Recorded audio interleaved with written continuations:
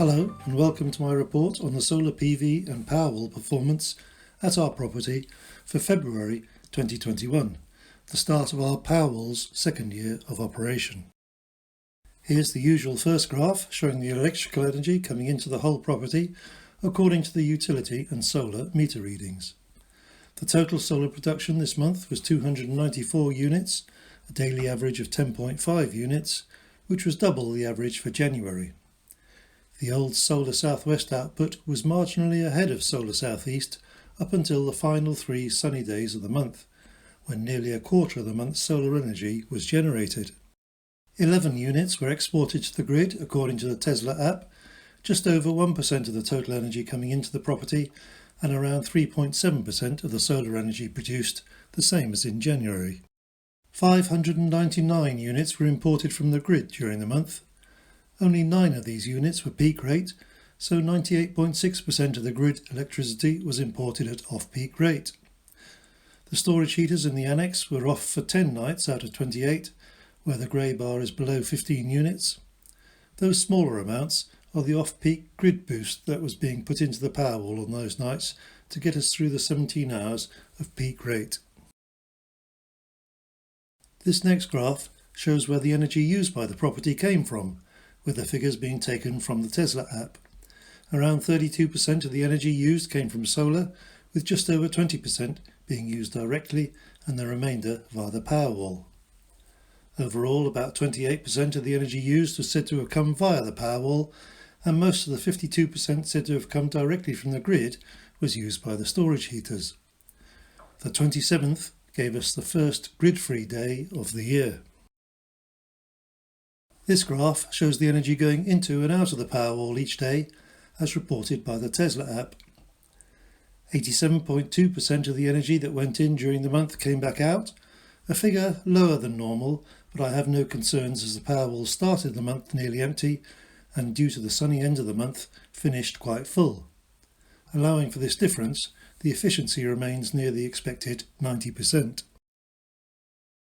Here's the so-called self-power graph, defined as energy going to the property directly from solar or from the Powerwall.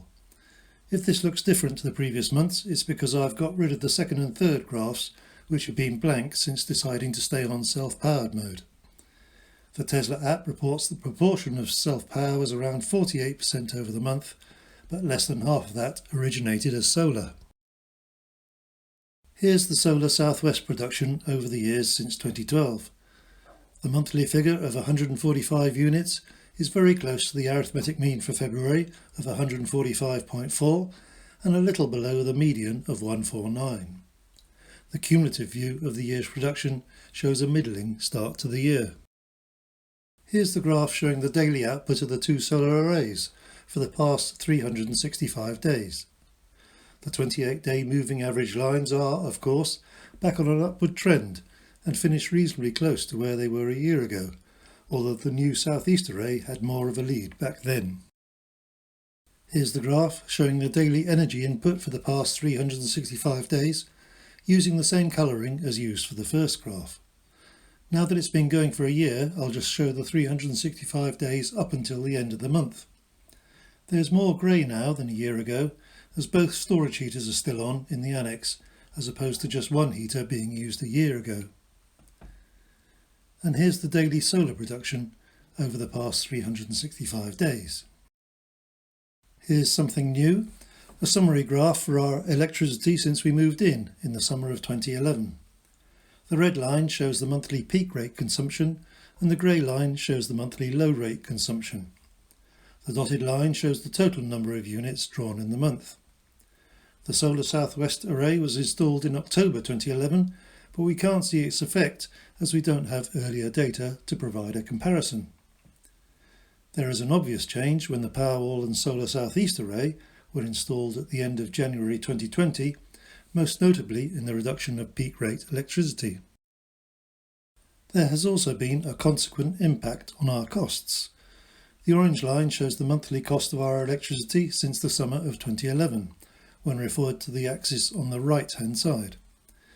We've changed suppliers and tariffs many times over that period. The green line shows the monthly feed-in tariff amount received for the solar southwest generation. This line dips below the orange line for between 2 and 4 months each winter, and is significantly higher in the summer. Apologies to those viewers thinking of getting solar at the moment who won't benefit from such payments, but who will have a lower installation cost. That's it for this month. I'll leave you, as usual, with the energy usage graphs from the Tesla app for each day of February, and hope to see you again next month.